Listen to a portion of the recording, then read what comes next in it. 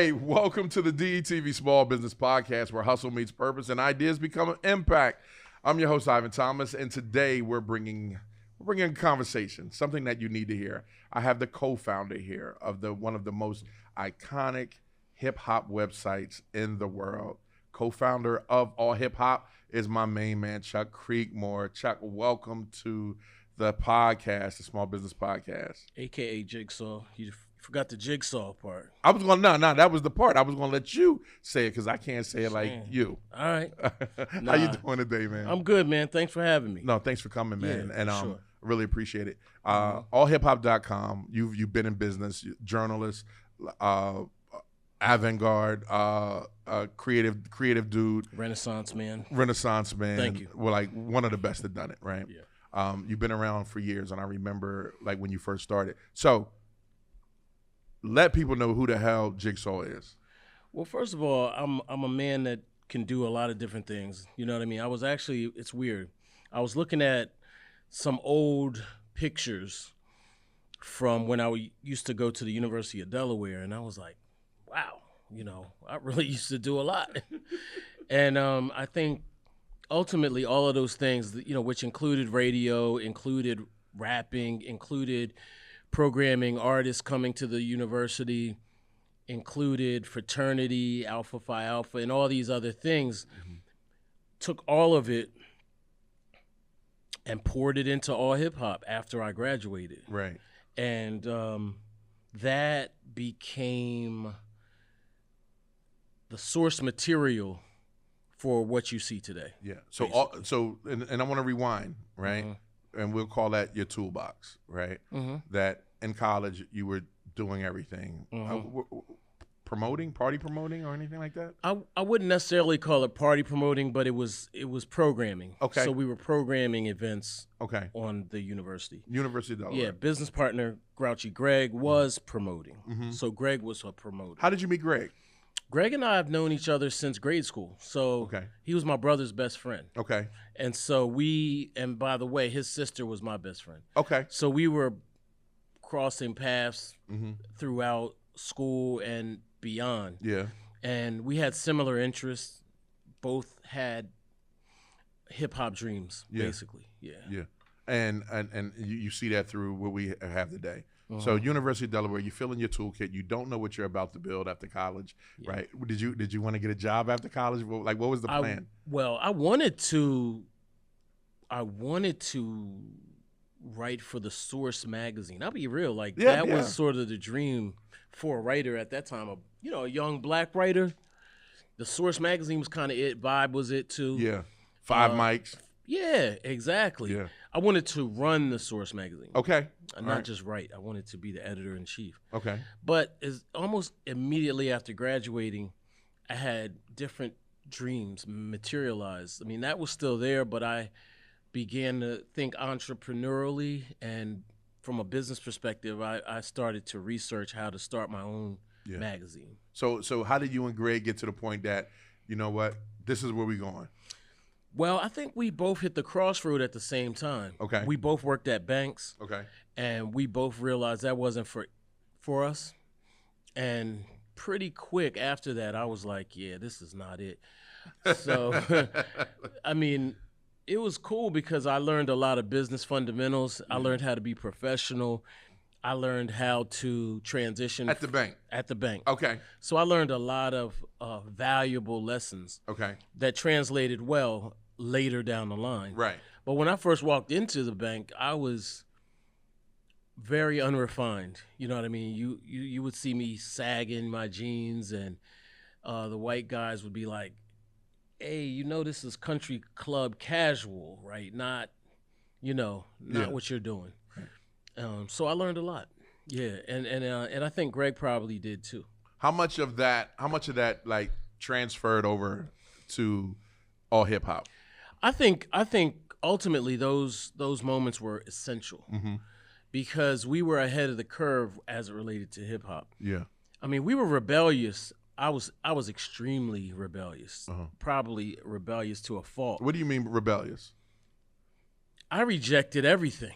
I even rejected the Source magazine in terms of how it positioned itself as the Bible or whatever you call it of hip hop, because I realized quickly that things were structured and they would block out those that they didn't feel either were cool enough or fit in, or were good enough even. Okay.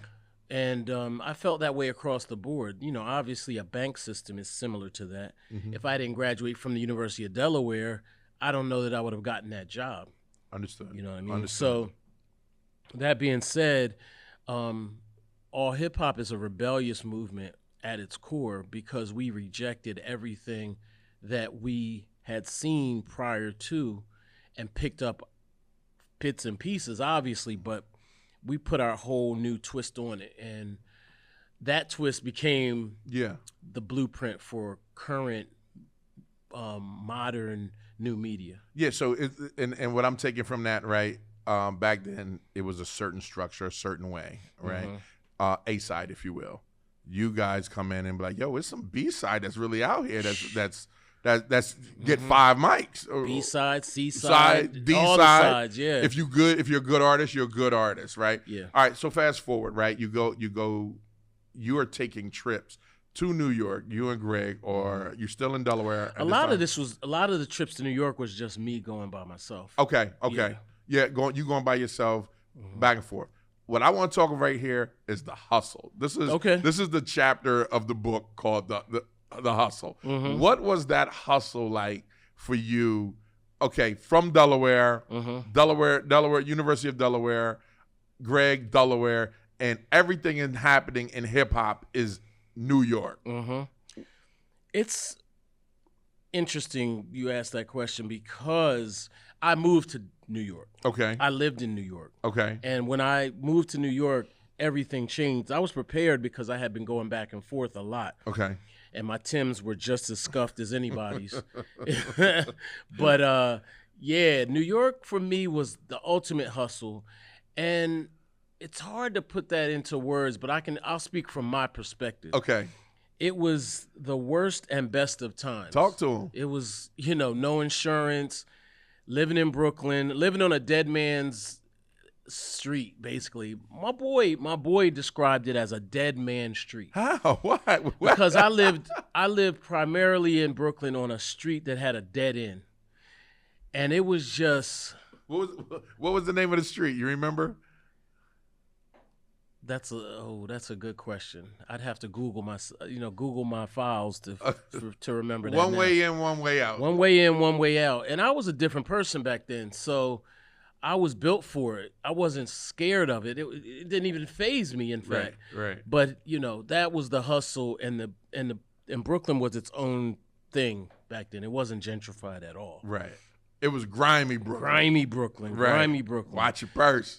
Exactly. Right. Exactly. But I had no problems because I fit right in. You fit right in. Okay. So there was that hustle. Right. And then there's the industry hustle, which is different. Now, you got to understand, here's the thing. All hip hop did not pop off immediately. Okay. There were years and years and years and years of grind and struggle and breaking through. So at that point, let's put a pin in that. Message. Mm-hmm. What's the message for people that are starting businesses right now that think their overnight successes? First of all, there are no overnight successes, number one. Number two, I think that Instagram and social media has made business and entrepreneurship unreasonably sexy. It's like, come on. It's a fraud. Y'all not that fresh. Right. You just started your business yesterday. Right. Now you already wearing Gucci and whatever. If you're that fresh in business, then you're probably just finessing people. Yeah. For the gram. For the gram. Okay. So I'm glad there was no social media back then. I would have hated to have the pressure of looking good at the same time when you're not good. Right. You know what I mean? So I was not good. I'm quite sure Greg was not good. Mm-hmm. But I think it was slightly different because I had a different circumstance than Greg did. Okay. And my pressures were different than his were. Okay. So when I moved to New York, I had a whole personal crisis, basically, which I'll talk about in a book or something one day. Okay. But let me get that first interview, though. All right. Yeah. And And I had to start my life over, essentially. Okay. Was that hard for you? That was extremely hard. I mean, it was beyond hard. I mean, it was mission impossible. It was literally mission impossible. How'd you get out? And I don't want you to tell me what it was, but how did you get out of that? Because when you're ground zero in a state that you don't know, life is lifing, right? It shows up, not knocks you down, but knocks you out. Yeah. And you have to retool and start over. What was, and how old were you with that? Yeah. You know, late 20s. So what you do? How did you get out? Was it a mentor? No, it was me. And I'm going to keep it real. Please. It was me. But I will say this. Let me just put some respect on a couple of people's names. My hustle was powerful, right? My hustle was seen. It wasn't just isolated. So so people are witnessing. Yeah. Your is it easy to say downfall? No. Well, people are witnessing my hustle and my downfall at the same time. Okay. All of this is happening at the same time. Okay. You know, I'm hustling back and forth to New York, and then all this other stuff happens, and then, you know, people see it, and then I move, and then they don't see me anymore in Delaware. Now the people that I've met in New York didn't know anything about that and just saw the hustle. So a friend of mine, Carew, offered me an internship with basically almost like the promise of a job.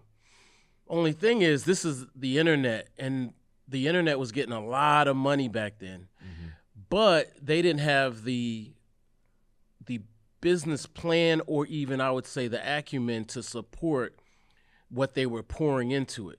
So they weren't making money, they were spending money and not making money. Okay. So the job that I was promised, and this is no knock against Carew, this is actually just the ambition that was present in the internet back then. It was just money going crazy. Right. You know, it's hard to even imagine how much money was being thrown into the internet, but they didn't know how to make money, especially in media. Long story short, the job did not happen. So I ended up unemployed within like 6 months of moving to New York. By the way, the internship was not paying anything anyway. Yeah. I had a decent savings from the bank, which is something else y'all shouldn't be afraid of. Having another job to fund your hustle. Say it again. Hold on. I know it's cheesy, but sprinkle it. Man, bro, have a job to fund your dream. until your dream can fund itself. Exactly. So, although I wish in hindsight I had saved more money, because once I hit the unemployment status, then I ran through that money quick. While you're in New York, right? Yep. Okay. I wandered the streets. I never told anyone this. I literally wandered the streets looking for employment, just door to door. Did you feel worthless? No, I never felt worthless. Did you feel like the world was caving in? Like, what were like, and can you take me back to the time, those thoughts, like what you were feeling, like when you was wandering through a place that you're not familiar with, trying to build your dream? You know, man, purpose is everything. Mission is everything. You know, knowing what you're here to do is everything. At that particular stage in my life, I was resilient, I was strong, I was aggressive, I was, I was cursed with purpose. And so there was nothing that was going to stop me from getting to what I needed to get to. Yeah. Nothing. And I mean that. So this is called the hunger now. Yeah, this is the hunger. Talk and I mean ribs touching. Talk about that hunger. Man, listen, I ended up getting a job at a place called House of Nubian in New York City. House of Nubian is no longer there, but if you Google it, it's still online. Okay. And that job actually was a godsend to me because it was no money, relatively speaking, no money. But it was a highly trafficked hotspot for everybody that wanted conscious anything, mixtapes. It was some hip hop, mixtapes, chew sticks, incense, right. Black Negro League jerseys and stuff like that. What was it called again? House of Nubian. House of Nubian. Okay. And so I worked in House of Nubian, standing like 8 hours a day, doing basically hood retail. but it had such an influx of people. Rappers would come through, Jill Scott, Prodigy, you know, all the celebs of the era. I met Left Eye there from TLC. Rest in peace, yeah. And also, I met a bunch of industry people, too. Okay. Tons of people in magazines, tons of people. I walked around with a notebook and just showed people my articles and showed them what I was doing. I showed them early AllHipHop as well. So you was writing, working in the Nubian store, and when you had a chance, you were just showing. Yeah. I wasn't writing, but I had my articles in a folder. And what type of articles were they? These were heavy hitter articles. DMA. I mean, by this time, what were you writing for? Just all hip hop. I was right. Well, I skipped the part where I said I was writing for all these independent indie mags. Yeah, I skipped past that. But I was such a good writer. Not patting myself on the back. Pat yourself on the back, man. But shout out to UD. They had a great journalism program. Nice. And I learned how to write on a magazine level. Right. Not what you see today. Right. And definitely not chat. Right. You writing. Yeah, writing. Yeah, chat is a tool. Chat is a tool. Right. Tell them that. Yeah. But so my level of writing would give me access to the big dogs. How bad are you? How good are you in writing, bro? I'm a great writer. Savage, a beast. Savage. So I had DMX in my portfolio, Ja Rule. Wow. I had written about Jay-Z, although I didn't interview Jay at that time. I had written about him, and they put it on the cover. Wow. You know what I mean? So I wrote basically an obituary on Big Pun, which also was a cover story. So I did several big interviews. So that led me to, I stayed at that house in Nubian in less than a year. And then I got my first job at Word Up Magazine under Cynthia Horner. Shout out to Cynthia Horner. Shout out. The legend. Trying to interview her, but she's busy, I guess you could say, but she's the legend. But that was brief too. Okay. How long? Year? Maybe a year. They sound like they was out of there. I was out of there, but I didn't fully appreciate Word Up, although Biggie and Black Beat, they were all under the same. Black Beat. Yeah, they were all under the same umbrella. You say Black Tail. Nah, come on now, stop. All right, Black Beat. Right. But they didn't give writers credit. You were rewriting like press releases and stuff. You didn't get credit. I wanted credit. I was on a mission. How important was and for the people that a writer, a byline is everything. Yeah, exactly. Everything. That's like writing a book and they don't put your name on the front. Oh yeah, on the cover. Yeah, nah. Okay. But so that didn't last. But anyway, man, but all this time, I mean, there's simultaneous hustles going on. Like all this, I'm telling you, AllHipHop was happening at the same time. Were you during that hustle?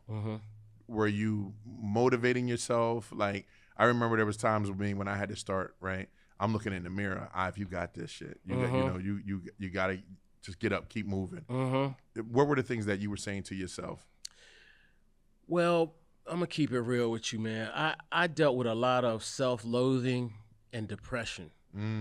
It was all happening at the same time. Okay, but nothing superseded the mission. Nothing was more important than the mission. So I was down on myself more than anything, but I knew I couldn't go back to Delaware unsuccessful. I had to give my mother something to be proud of. I had to give my family something to be proud of, but I was mostly thinking of my mother at that time. Right. You know what I mean? Did people believe that you were going to make it when you came out here? Went to New York? Nobody knew. Okay. I left. You just rolled. I bounced. Okay. I didn't announce it. I tried to take some Delaware people with me to New York. I was mission takeover. This is so what you happened gotta with understand. that? What happened to the people? Yo, shout out to my brother Jonathan Hall, Jay Hall. He's a legend in Delaware, a cop, alpha. He was I think he was in one of these biker Jones out here. I think he might have been Thunder Guards. Shout out to Jay Hall. He even acted for a second, and because when he started acting, I was like, "Yo, man, let's go. Why don't you go with me? New York, go with me, man. You got the you got the persona, the charisma. Right. We can take over New York." He said, nah. It was like a movie scene. Go on without me. You know what I mean? He said, go on without me. I was like, He had a girlfriend at the time. What'd he say? What'd he say? He said it just like that. What'd he say? Go on without me. And I was like, yo, bet. All right, boom. All right. And, so, ultimately All Hip Hop did eventually employ several people from Delaware. Okay. And that was integral, I think, in a lot of ways to the loyalty, to the leadership, and the understanding. Because, New York is a cocky city. If you ain't from Brooklyn, they're going to let you know you're not in this club or you're not. Cocky? Did you say cocky? That's probably an understatement. Bro, you can grab some trees, some Timbs, and in each borough, everybody wear them different. Right. You know what I mean? Back here in Delaware, cats was wearing them just one way. That's a right? fact. But you go to New York, they know they looking at your feet like, yo, that nigga from Staten. Right. Yeah, exactly. But luckily for me, I was more cocky or just as cocky. Okay. I could rap just as good at that time. I could rap. You was rapping? Yeah. Man, I came to the town hot. Let me hear something. Nah. You was rapping me. Yeah, man. I got on stage in front of Large Professor and rapped, and he gave me his number. Wow. After. Shout out to Large Professor, main source. He's a legend. A legend, man. Yeah, he gave me his number, and I called it, and he didn't answer. And I didn't call again. You know what I'm saying? Like, yo, that's how cocky I was, son. So what happens? Okay. Who does that? So how many times were you on stage a lot? This is new to me. I was not on stage a lot. I didn't even know you rapped. No. I was on stage a few times in Delaware. Okay. Yeah. So what was it like that, you're working at the Nubian store, you're showing everybody your articles, right? And you come back years later, boom, All Hip Hop, one of the biggest websites in the world. I don't think it ever happened like that, honestly. I don't think there was ever a boom because it always felt like, first of all, I was gone a long time. Right. It don't look like booms to us because we're in it. Yeah. But for people that are outside, they're like, yo, dude was just down there at the Nubian store selling me a jersey. Right. Yeah. You know what I mean? Now he's running. Right. Now I gotta talk to him. I gotta return his call. I think one of the booms was when a drug dealer offered me all this money to get him in the source. And I was like, that's not what I do. Like, I can't really help you with that. Right. You know what I'm saying? Right. Like, you on things like that would happen. Yeah. Yeah. Oh, wow. Okay. So now how about even like when it's time to interview people, they be like, yo, you the boy from... Not really, man. Like I was low key. Most people don't remember that. They don't connect. Oh, you don't bring dots. it. You don't even bring it up. I don't bring it up. Okay, you just taking like it's the first time meeting. It's repetition, man. Okay. You got to see people over and over and over. They never put me with House of Nubian. They would put me with All Hip Hop. With All Hip Hop. Yeah. Okay, so the brand was definitely All Hip Hop. Okay. Man, I rolled up on Nas in L.A. last year. He remembered me. I'm like, wow. I rolled up on one of the greatest ever. Yeah. Greatest ever.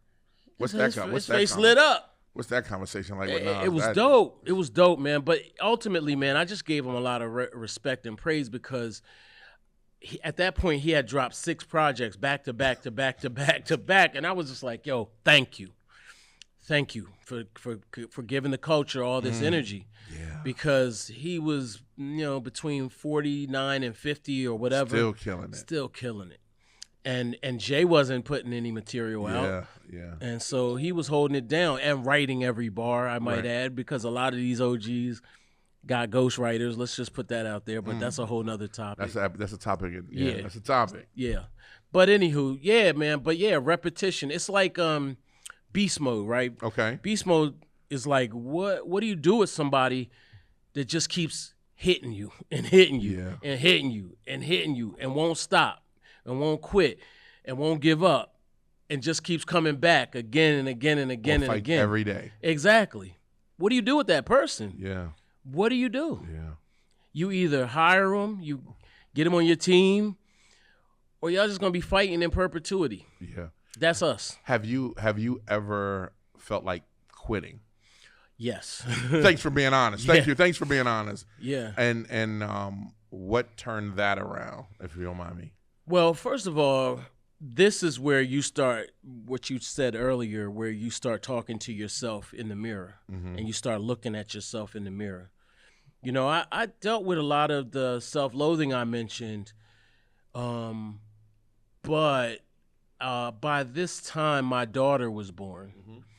And the outlook, again, it was different. It kind of shifted from my mom to my daughter, and knowing that failure was not an option. Between, you know, the tremendous amount of egg on your face, personally and professionally, to the fact that your daughter needs to be fed and respect you, right? You have to do it respectfully. Failure was not an option, so I couldn't turn around. And by the way, I just want to put some respect on my daughter's name, because my daughter lived through it and was with me through it. And I have a picture of her when I'm sleeping in my brother's basement, essentially homeless, and I did a selfie, and she put her hand up like this to salute me, and I took a picture at that time, and I was like, yo, this kid is with me through this. And so my daughter and I were kind of low-key homeless for a while, you know. Not like, oh, we didn't have nowhere to go, but I lived in hotels. I lived in my brother's basement on an air mattress. What did you learn, man, from this, man? Man, that's a deep question, bro. But I will tell you, my story deals with betrayal. It also deals with the rigors of business, right? So Greg and I entrusted people with our business. Fucked it up. Yeah. Yeah. Yeah, absolutely. Understood. We were being aggressive in the streets. We were being aggressive in our industry. We were being aggressive creatively and managing a team of writers and editors. But we weren't looking over here at the money. You was trusting someone. Yeah.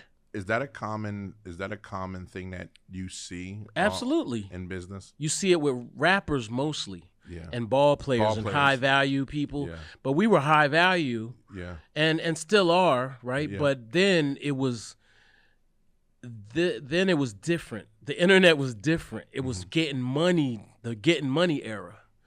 And so people don't understand that now, because they're creating their platform on other people's platforms. So we'll talk about that later too. Okay. But what advice would you give someone? Because again, I've been like that too. Money coming in like crazy, being a creative, thinking that you have people that you can trust, right? What did you do? Like what message can you give someone that's listening? You're like, my thing is learn. You don't need to be proficient in everything, but at least learn how everything works. Well, that's a good question. I would say build something. My that's two words, build something. If you build something unique, special, or not unique, maybe you're building off of someone else's idea, but you make it better. I mean, All Hip Hop is essentially an online magazine. Yeah. Right? But we took the concepts and principles and built something better. Essentially the magazine killer, which is what we were. Killing magazines. We killed the competition. We killed them. And I mean, I say that based on the feedback from everyone else, but we learned how to super serve the audience of hip hop. We super served them like drugs on the block, the fiends, every morning. The newspaper. Remember back in the day, you got a newspaper? Yeah.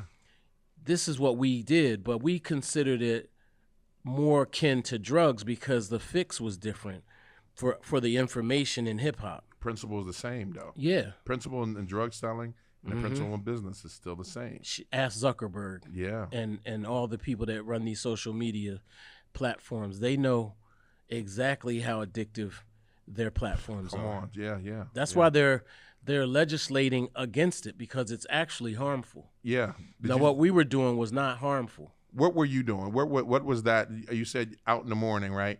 Because all right, we're going to take it back. We'll take it back to The Wire, right? My man, and shout out to my man, Steve Johnson. He did a podcast, the Only Business Podcast, and his podcast is how he takes movies, right? In the last couple episodes, he took movies and then he referred back to the principles of business within that movie in different parts in the movie. So he did The Wire, he did Goodfellas, and he did a couple others that is I gotta check that out. Yeah, because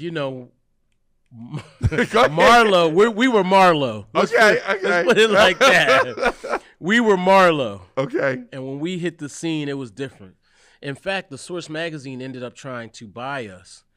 Shout out to Benzino and Dave Mays. I wouldn't meet with those guys, though, because I didn't want to. I needed, almost at all times, and this is how Greg and I work well. Okay. I needed to be apart from that so that I could see clearly. And I let Greg and whoever else go and have fun, party or whatever. I might add, I didn't smoke or drink at all during this period. Okay. Why? I just never smoked or drank. Never did it. Okay. Yeah, I never did it. All right. And Redman had a lyric back in the day, you can't puff or sniff it because I was born with it.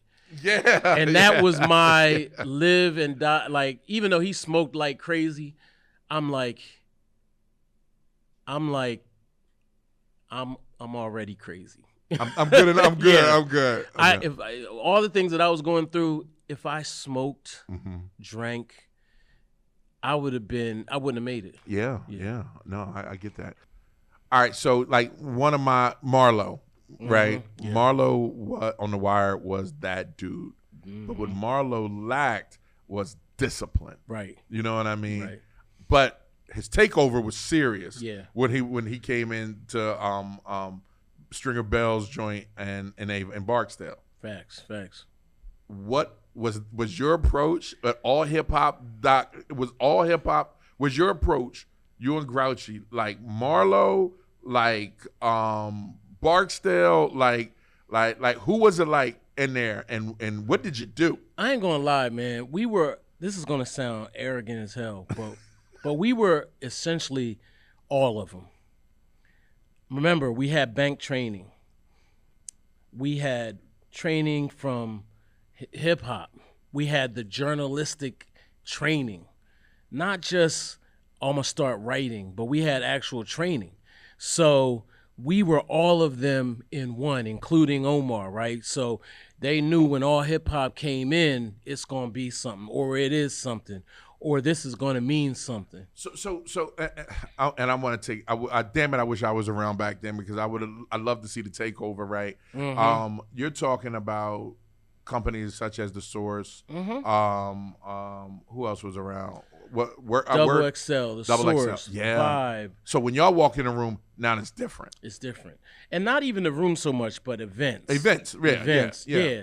We didn't walk in their offices. Yeah. Events. But they ultimately had to respect us, and there should be a footnote in every interview with All Hip Hop. Back then, we were the first ones to start doing wireless notifications, wireless news. So the industry was getting these news alerts. They could not ignore us. You're in the face. In the face. Early. Every day. Early.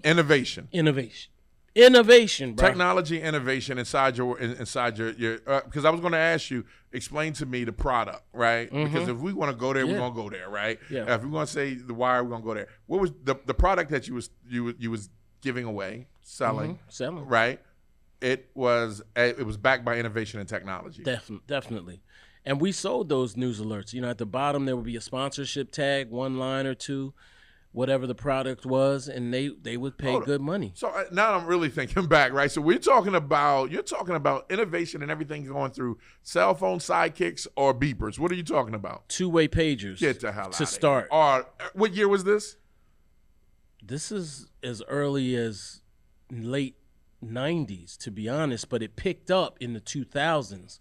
Once we got Russell Simmons and people like that, and Jay-Z, Diddy on our list, it just spread like wildfire. So none of the competition had that. None of them had that.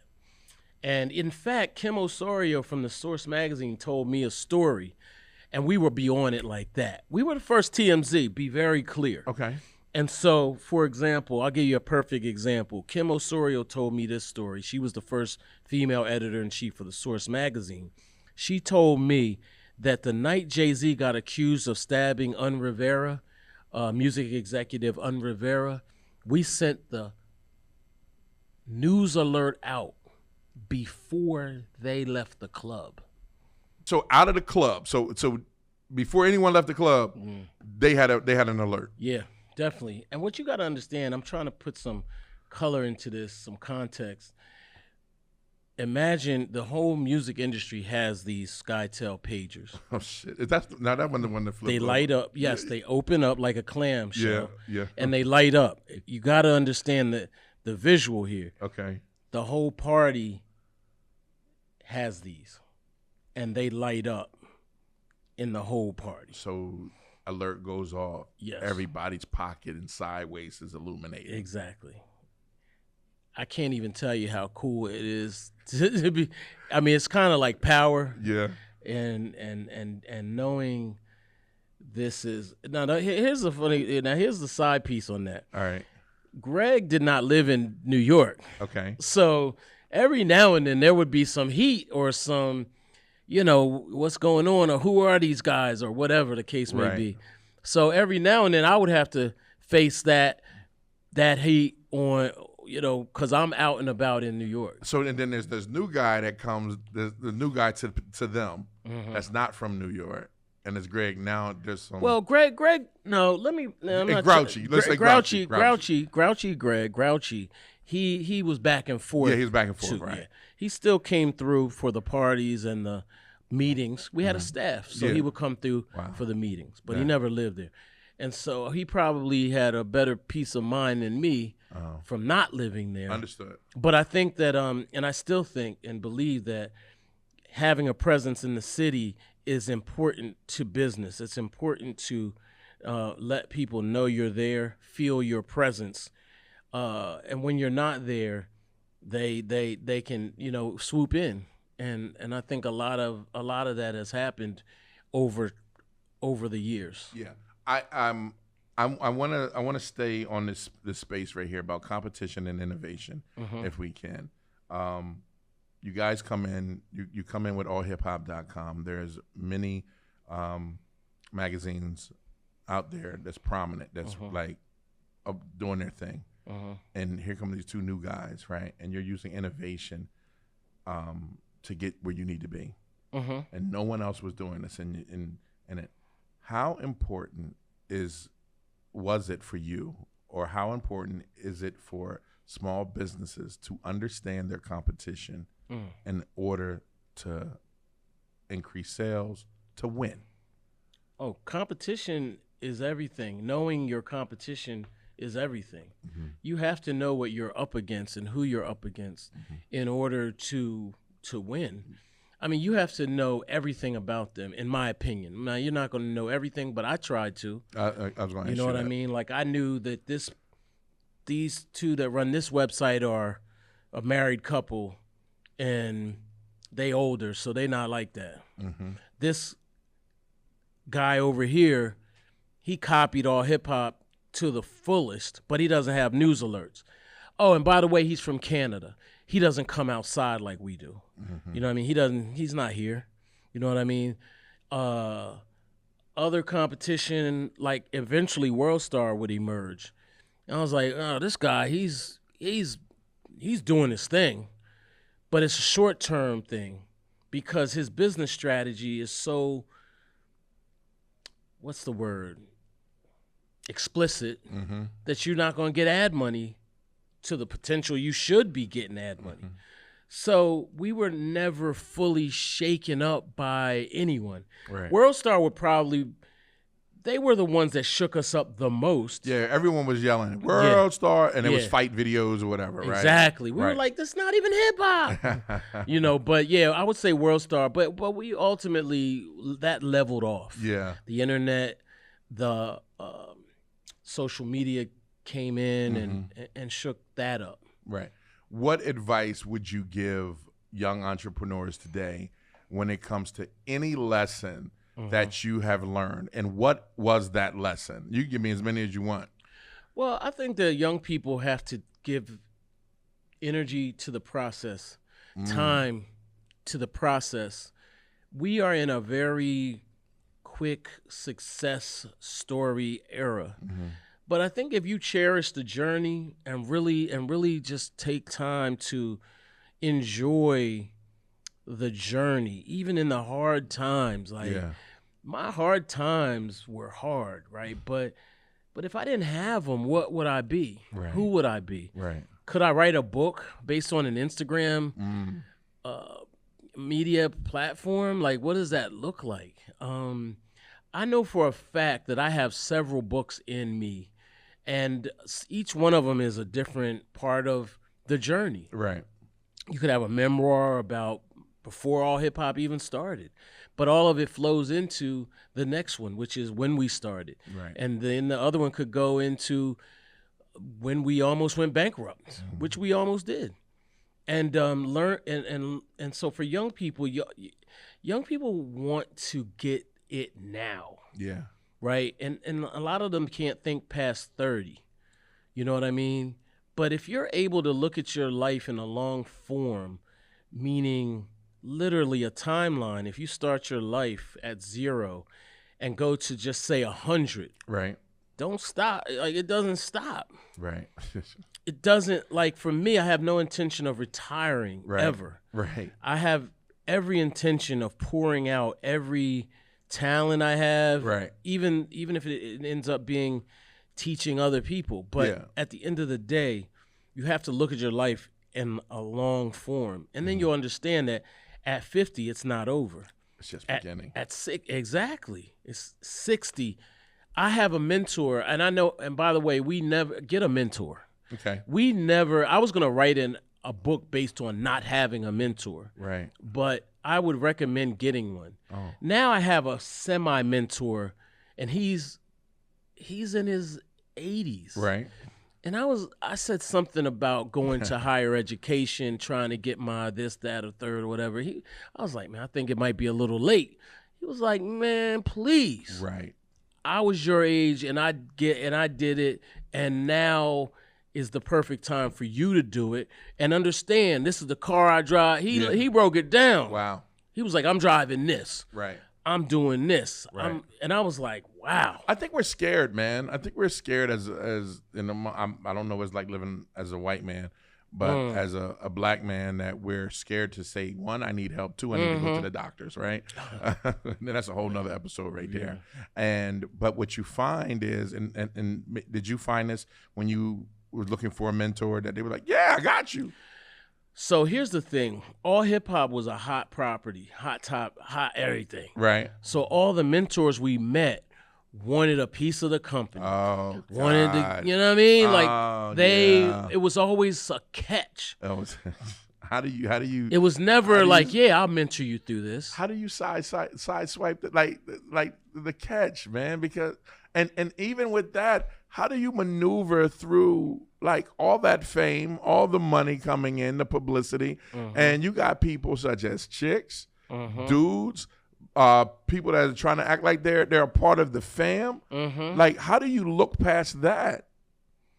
How do I look past that? How did I look past that? How did you look? Yeah, because like you said, people came on like, I want to be the mentor, but I want a piece.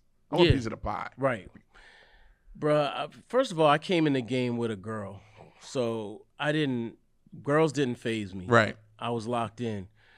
Number 2, we sort of knew it all back then. So although we turned down a lot of offers, money-wise and investment-wise, they never brought the value we needed. And they never trusted us, I don't think. We were just some kids to them. Where do you think it was like what you mentioned in the early part of our conversation, like, yo, you make a lot of noise, motherfuckers are gonna come and try to buy you, shut you up? Yeah. Oh yeah. Well, there was always that, but that was a little bit later. Okay. As other people started to figure it out. Okay. They wanted to get you off the playing field. Not in the beginning. They just didn't know what to do with us. Right. Okay. But later on, as people started to figure it out, trying to do their own version of all hip hop. Yeah. Then it was like, all right, let's buy them, or let's buy in, or let's mess them up. Like, I know exactly what happened with this one particular deal. We got an investment level deal. massive deal. But the legal lease was crazy. And our lawyer, oh my God, the lawyering on that was horrible. So on the back end, your lawyer? Yes, our lawyer. Okay. So on the front end, it was sweet. But the back end, like that 360 deal. It was like a 360 deal that we couldn't get out of for like 3 years. Almost no more, like almost legally no more money for like something crazy. I can't remember the exact number of years. But you know what we did? What we would do anyway. We broke the deal. Right. And by the way, All Hip Hop was so hot, some of the bigger companies were willing to do it knowing we were locked in with this other company. They were willing to go more almost under the table. Yeah. Because we were really still doing our thing. Right. So it was crazy, but we survived that by basically saying, forget the paperwork, forget the deal. We got to make money. Right. And then we continued to do it and operate at a high level, even though we had to cut back in places and stuff, and unfortunately lay our dream team off. You know, that was hurtful. Yeah, man. But you know, young people, I just wish they would invest more in the knowledge. We're here for this long period of time because we are always learning. Yeah. Now, we did make a little slight mistake and maybe that was just the internet at that time. We knew it. We quote unquote knew it all. Right. But we didn't know that money part. We didn't know that business part. Different, ain't it? Yeah. Yeah. I try to tell people all the time, Chuck. Like if you get into photography, I got in as a creator, a creative, right? Right. And you get in, and people take advantage of that. Like they said, they want they want half, they want this, they want that. But understand, like Kat asked me when I was giving a talk one time, what thing do you regret? I said, not understanding the business. Yeah. Or trusting people to do the business is not an excuse. You still have to know. Yeah, agreed. You still have to know. And we made that mistake almost fatally one time. We had a huge... Almost fatally. We had a huge firm. And I'm going to keep it a buck with you. We had a huge firm, and they gave us the black guy in the firm. And the black guy almost put us out of business. He wanted, partly, not saying only thing he did, but he was just spending money. We were doing it big, bro. So we were spending money. Right. And we were doing offline events. We were doing concerts. Right. We were doing All Hip Hop week, a whole week of events. The Hammerstein Ballroom. Wow. Nokia Theater at the time. In Times Square. Yeah. Concerts. Big names, bruh. Busta Rhymes and all these big names. The Clips and all these people. And he never said no. Like, yo, we can't afford that. Or let me do SOBs. Do something smaller. No, never said that. So by the time we got to knowing, we were almost out of business. How'd you recover? Well, we recovered. Shout out to Elite Financial Management, a black woman. At the time, she was a black and woman team. Okay. She owned it, but it was a black and woman team. And they took a more holistic approach, a more loving approach to the business, and they pulled us out of it. Nice. And by the way, I might add, young people, having good credit talk to them is important because I helped save the company with my daggone good credit. Yeah. I've literally ruined my credit. Yeah. But I assumed a large part of All Hip Hop's debt because I just had credit lines that were just so massive by that time that I assumed that black card, huh? Basically, I mean, yeah. Listen, yeah. That's what me and in my earlier podcast, I had a conversation with Mike Profit from Score. And he was talking about, the importance of business credit and the importance of not going into business alone, meaning that you need those financial advisors, you need those lawyers, you need those accountants, the people that can look at and know that's their lane that they're in. What thing have you seen in your small business, and you're just roundabouts going to everywhere, interviewing everybody? God knows. I mean, shout out to your podcast, and let's plug that. What's the name of your joint that you got going on? Because I see it on like when you're in the studios and yeah. Well, it's really the All Hip Hop Podcast, but we're gonna rebrand that. Okay, later. Yeah. all right. I've been seeing that, and you've been having some amazing people on there. Yeah. So shout out to you for doing that. But what things have you seen in business? Generally, I don't give a damn if someone's selling ice cream cones that you see where they mess up, and that like I was in a conversation the other day, and someone said, "I'm looking to do this and I'm looking to do that," and I was like, "Hold up." Like, what is that hold up point for you? Like, what was that? That's a good question. Well, I think a lot of people, it's a tough question, man, where people mess up. I think I just think you have to be willing to get your hands dirty. I hate social media in that everybody's perfect. Everybody's pretty. Even if you're doing something grimy, it has to look perfect all the time. Gotta look good. I don't appreciate it, and I think that it undermines what business really is. Yeah. And I think not enough people get out there and talk to people. Just talk to people. Tell them what you're doing. Tell them your idea. Yeah. You know, obviously, you don't want to get ripped off, but I think that the refining process it includes others. Like, I'll never forget, to this day, I was building websites. I told my cousin, "Here's my site. What do you think?" And he says, "Well, it looks like somebody that just started doing websites." And I mean, it hurt so bad. It hurt so bad. I never forget. That's a direct quote. That's ages old. But guess what? It helped me get better. So from there, I got Dreamweaver, and then I got the next program, and then I started refining my process, and then I would take other people's coding and import it in my coding and just fix it up and then put it back out. Tech and innovation. Yeah, I made AllHipHop's probably the first 3 or 4, maybe 5 versions of AllHipHop.com I built. Nice. Well, let me take that back, because Greg built the very first. Okay. And then I started helping him with graphics and stuff. Right. Because I knew Photoshop, and I would send him graphics. And finally, we just came together. Yeah. But, you know, getting your hands dirty, which means knowing business, knowing creative, knowing marketing, I learned about guerrilla marketing. Yeah. So we would put stickers up everywhere. Right.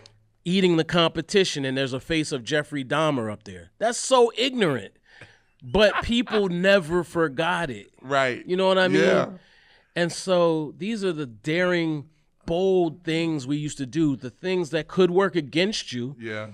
But don't. Like, so I guess that's kind of partly what I would say, man. Why be perfect, man?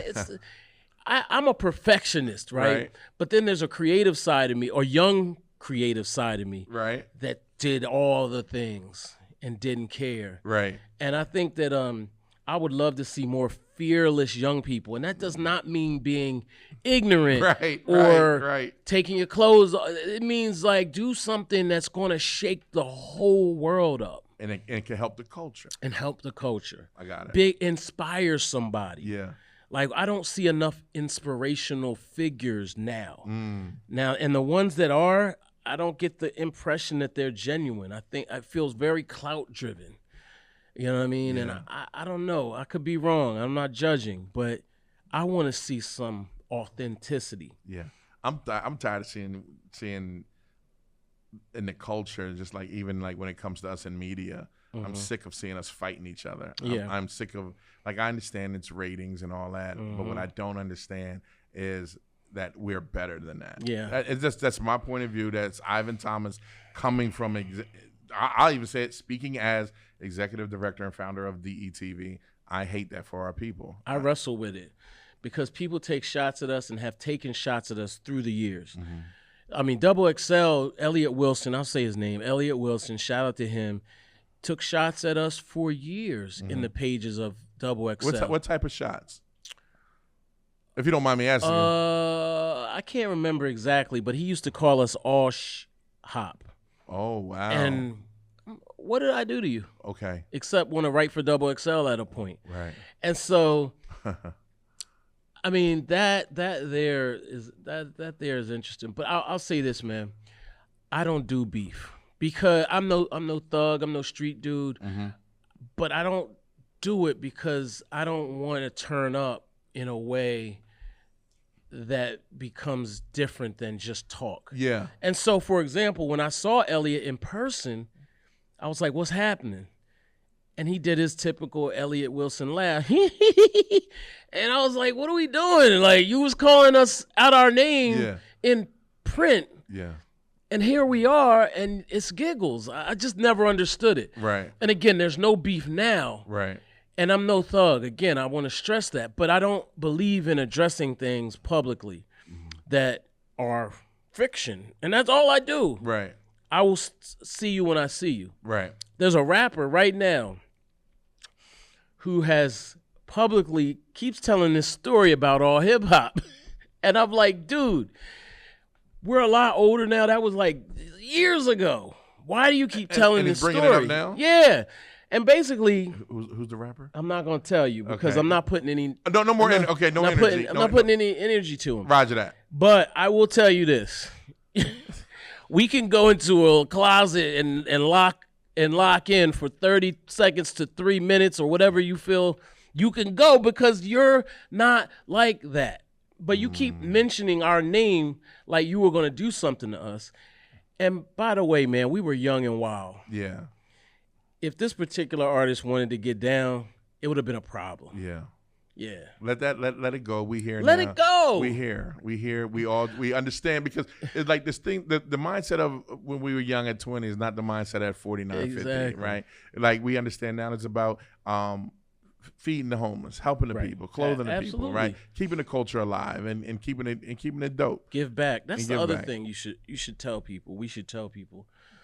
All Hip Hop's service is impeccable for an organization in hip hop. Right.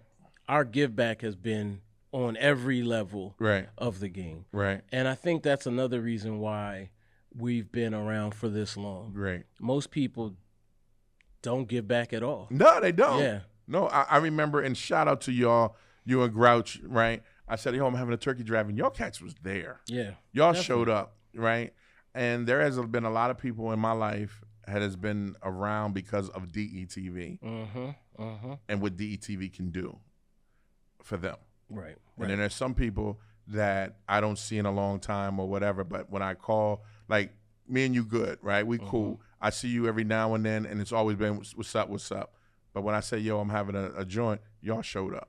You, Grouch, my man Chris Pitt over there, shout out to Pitt, grabbing boxes. And enjoyed it. And enjoyed it. Yeah. Chris actually made a post the other day but with you in it. Really? Yeah.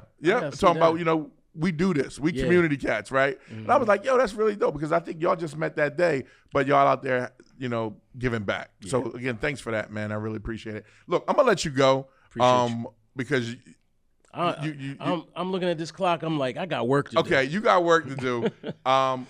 Message to business owners out there, small business owners or business owners out there. That's your camera. You go ahead, talk to them one-on-one if you like. Build something. I love it. I love it. That's it, man. Jigsaw, Chuck Creekmur here from AllHipHop.com at the DETV Small Business Podcast. Make sure you follow. You want to give them all your info where they can follow you at, Chuck? Yeah, you can catch me at AllHipHop, COM on social media, AllHipHop.com, obviously. Chuck Creekmur at Chuck Creekmur everywhere. And I'm even on Substack now. I'm trying to get busy. Substack. What the hell is that? It's basically a blogging platform where you can get paid. Substack. Damn. There's platforms everywhere. Everywhere. Yeah. What AI? So you rocking with? I'm working with all the AIs now. You know anything about and I should get paid for saying this. Google Notebook.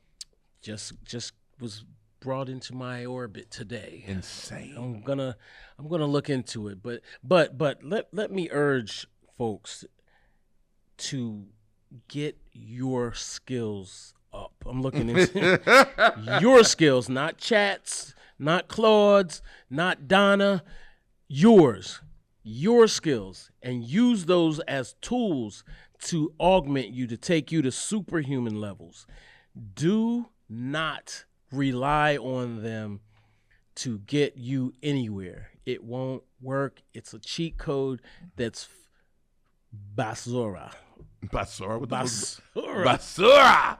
No, and and a lot of people, what they don't understand is AI is cool, but you have to be like a chef, right? And the chef's not gonna go in there and just make a grilled cheese. Right. He's gonna put all the ingredients in it to make that shit a Reuben. Yeah. Right. Exactly. So you need to understand it's like that. the equivalent of Taco Bell or going to the authentic Mexican restaurant. Yep. I agree.